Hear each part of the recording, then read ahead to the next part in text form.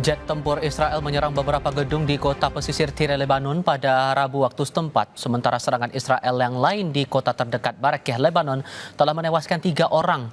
Kota kuda 24 mobil ikonik dari film-film ternama unjuk gigi di Paris Motor Show tahun ini, termasuk Batmobile. Kami segera kembali.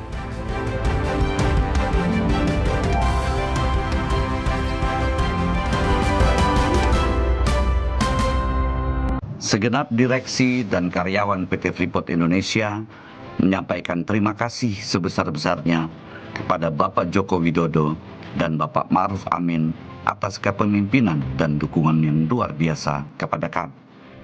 Langkah strategis, arahan, dan masukan Bapak memberikan dampak positif bagi industri pertambangan, khususnya Freeport Indonesia.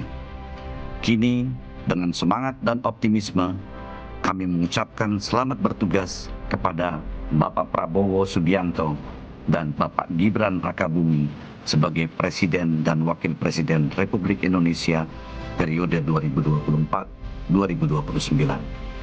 Freeport Indonesia bangga dapat terus berkontribusi membangun negeri, menjadi salah satu produsen tembaga hulu hilir terbesar di dunia yang berperan penting dalam mewujudkan swasembada energi. Pojok Kulineri Festival datang